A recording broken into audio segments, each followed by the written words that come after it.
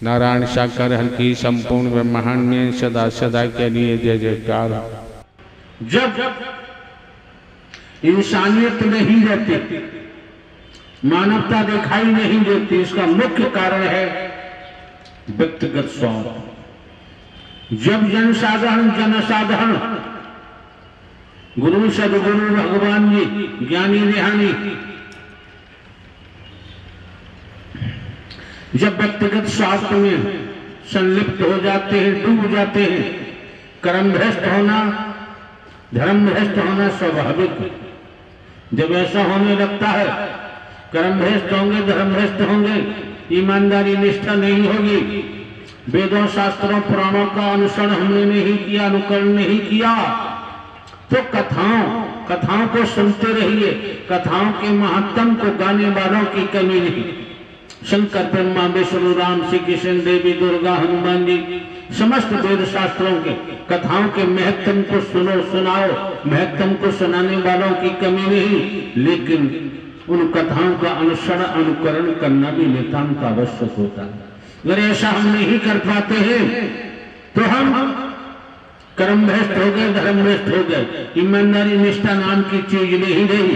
तो दिमाग में रखिए, जब समझ संसार रूपी समाज भौतिकतावाद के जुनून में डूबा हुआ है, भेदभाव के जुनून में डूबा हुआ है, काम वासना के जुनून में डूबा हुआ है, झूठ के जुनून में डूबा हुआ है, मैं मेरी में डूबा हुआ है, तो स्पष्ट संकेत मिलने लगते हैं कि अब विनाशकारी लीला प्रारंभ होने वाली है। ब्रह्म की फिर बचाव संभव नहीं होता। ये परमात्मा कोई ककड़ी नहीं है, कोई गाजर नहीं है, कोई मूली नहीं है, न किसी खेत की घास है, न नाले की घास है। समझ सकते हो? शहतूत जानते होंगे आप, शहतूत के वृक्ष पर कभी भी गटर का कीड़ा पहुंच ही नहीं सकता। शहतूत जानते होंगे, अप्रैल के माह में बेहद वृक्षों पर होता है, खाओगे तो बहुत मीठा होता है। शहतूत के वृक्ष पर कभी भी गटर का कीड़ा पहुंच ही नहीं सकता।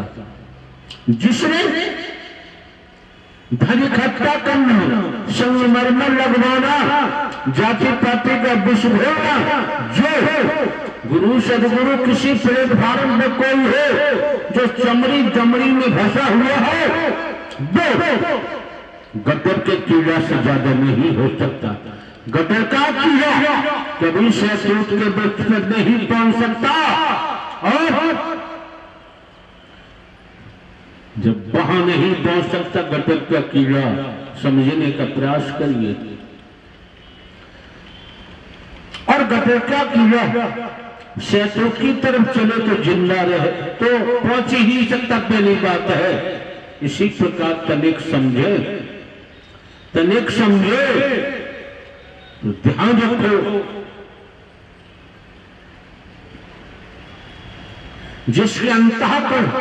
जिसका अंतःकरण पाप पवित्र है, अंतःकरण पारदर्शी है, वो कभी भी गटर का नाला जैसे भंग पाखंड आडंबर, अंधविश्वास ढकोसला, भेदभाव जाति पाति ऊंच नीच और शंकर ब्रह्मा विष्णु राम श्री कृष्ण देवी दुर्गा हनुमान जी के नाम से धन नहीं ले सकता, वस्तु पदार्थ नहीं ले सकता। उसे लेने की जरूरत नहीं। वो जानता है मेरे साकार हरि में पूरे भूलोक में वनस्पति को देखिए, वनस्पति को देखिए, फलों को देखिए, ड्राई फ्रूट देखिए, दूध देखिए, दही देखिए, छाछ देखिए, घी देखिए, तमाम प्रकार के अनाज है। अरे परमात्मा ने हमारे लिए पहले से ही खाने की व्यवस्था की हुई है, बस मेहनत करनी है, सब कुछ मिल जाता है। लेकिन ये सब कुछ पहले से ही दे दिया। माँ के पेट से बाहर जब आए, माता के आंचल में तुरंत दूध दे दिया कि आपके मुंह में दांत नहीं, दूध दे दिया। जब ये दे दिया हरि परमात्मा ने, पेट भरने के लिए, झोपड़ी बनाने के लिए, खेती बाड़ी, नौकरी, व्यापार करना ही पड़ेगा। सब कुछ तैयार है, केवल मेहनत करनी है। लेकिन जिस लिए नारी का शरीर दिया है वो पार करने को तैयार नहीं।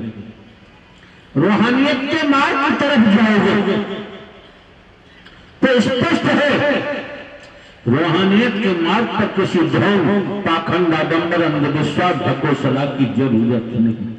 जो करेगा अनंत कालों तक वेद, शास्त्र, पुराण गवाह है, साक्षी है। कुत्ता, कुतिया, गधा, घोड़ा, गाय, भैंस, कीड़ा, मकोड़ा, सांप, बिच्छू, छिपकली के तनों में अपना भोगनी ही पड़ेगी निसंदेह। रूहानियत का मार्ग ज्ञान का नहीं, रूहानियत का मार्ग पुस्तकों का नहीं है, न ज्ञान का। खाने पीने को सब दे दिया, मेहनत करो, खेती जमीन वसुंधरा से मिलता है। लेकिन ढोंग, पाखंड, आडंबर, अंधविश्वास, ढकोसला में फंसोगे। आज की दृष्टि को, आज के समय काल परिस्थिति को देखो, समदृष्टि का नाम आता है। कहां एक नूर से सब जगत जाता, सभी में एक ही नूर समाया है, न कोई बैरी न बेगाना है। जब सभी में एक ही नूर है तो छुआछूत क्यों? जब सभी में एक ही नूर है तो छोटा बड़ा क्यों? जब सभी में एक ही नूर है तो दुश्मनी कहां है? नहीं है। लेकिन ये व्यक्तिगत स्वार्थ में डूब जाने के कारण है। कोई ये छूता नहीं, दूसरे पद और धन पाने के लिए भाई भाई का बैरी। व्यक्तिगत स्वार्थ के कारण दूरियां बढ़ती जा रही हैं, दूरियां बढ़ती जा रही हैं। जैसे एक बार दूध फट गया, किन्हीं कारणों से दूध फटने के बाद उस समय आप छाछ नहीं निकाल सकते, मक्खन लौनी नहीं निकाल सकते, दही नहीं बना सकते, घी नहीं निकाल सकते। जितने तत्व उसमें थे, छाछ के, दही के, मक्खन के, घी के, सब तत्व मौजूद थे उस दूध में। और दूध फटने के बाद ना आप दही निकाल सकते, न आप लौनी निकाल सकते, न आप घी निकाल सकते, न छाछ बन सकता। इसी तरह से ये बेकारों में फंसकर हमने अपने जीवन में स्वार्थ के कारण अपने जीवन को फाड़ दिया, और फटे होने के कारण अब न हम मानव बन पाएंगे, न मानव बन सकते, न हम इंसान बन सकते, न संत बन सकते। गुरु बन रहे हैं, सदगुरु बन रहे हैं, कलगी अवतार बन रहे हैं, माया नगरी बसा रहे हैं, संगमरमर के महल बना रहे हैं। वहां तुम लोग पहुंच नहीं सकते। बता दे रहे आप, पता चल गया धक्के मार के निकाल दिया जाएगा। क्यों? तुम्हारे पास 10 लाख, 5 लाख, 20 लाख देने को है नहीं। तुम ऐसी पंडाल नहीं बना सकते, तुम्हारी औकात नहीं। क्लियर बता, हमारी औकात नहीं कि ऐसे पंडाल धन से बनता है। आप आलीशान सोफे सेट पे नहीं बैठ सकते, आप लगा नहीं सकते आलीशान सोफा सेट। देसी घी के व्यंजन आप बना नहीं सकते। एक एक पंडाल में करोड़, एक एक करोड़ रुपया खर्च होता, ज्यादा होता है। क्यों? हम जिन विभागों से आए हमको पता है, जानकारी है, हमारे द्वारा सब देखा हुआ। हरि परमात्मा की कितनी मेहर है आप लोगों तक। अगर संस्कार न होते तो आपका आना नामुमकिन था, संभव नहीं था। संस्कारों के कारण आपका आगमन इस मानव मंगल मिलन से ब्रह्मण समागम में हुआ। जब संस्कारों के कारण आए हो तो हरि परमात्मा कहां से दे रहे हैं? आपको ऊर्जा दे रहे हैं, आपको ऊर्जावान बना रहे हैं, जिससे दुनिया में रहकर आप अपनी पहचान बना सके। आज भी जग भ्रमित हो गए, आज भी भटक गए, तो श्रीमान जी अंधे आए अंधे ही चले जाएंगे। क्यों? ये शरीर का अंत का किसी को पता नहीं, अंतिम सांस आए अथवा नहीं, ये मौका मिला है, इसे समझने का प्रयास करो। हम तो आपको गैर की बात बता सकते हैं, अंतरिक्ष की बात बता सकते हैं, लेकिन हम जोशी नहीं बनना चाहते और तमाम ऐसी बातें पसंद हम नहीं करते, क्योंकि हमको पता है आप लोग आते हैं, आपके इस मानव मंगल मिलन सद्भावना समागम में आने से, हरिकर पर आने से आपके दुखों कष्टों का निवारण होता है, आपको खुशियां मिलती हैं, आनंद मिलता है। और यहाँ एक पैसा ढेला रुपया किसी से लिया नहीं जाता, यहाँ कोई टोटक, कोई गंदा ताबी टोटक किया नहीं जाता। आने जाने से ही आपके साथ रोगों का अंत हो जाता है, तो आप लोग यहाँ खड़े होकर बताते हैं। दुखों कष्टों का निवारण होता है, असाध्य रोगों का भी अंत हो जाता है, और तनिक चल पड़े बचन मानकर तो नौकरियां भी मिल रही है, परिवार में भी शांति है। अगर शांति मिल गई तो सब कुछ मिल गया, जीवन यापन के लिए तो कुछ करना ही पड़ेगा। ये भी ध्यान रखे, मरा हुआ दीपक कभी किसी को रोशनी नहीं दे सकता, मुर्दा चिराग कभी किसी को प्रकाश नहीं दे सकता। तो हमने तो इशारा किया है संस्कार। अब संस्कार कैसा है आपका? खेती बाड़ी नौकरी व्यापार करते हुए, परिवार में रहते हुए, जब से जीव हुआ संसारी, बंधा की तो मरकत की नहीं। संस्कारों के कारण साक्षात हरि परमात्मा ने आपकी हथकड़ियां बेड़ियां तोड़ी, स्वतंत्र किया और संस्कार उजागर किए। और संस्कार उजागर कर जब आना हुआ, परम सत्ता सुप्रीम अथॉरिटी साकार है परमात्मा आपको यहां बैठे हुए ऊर्जावान बना रहे हैं।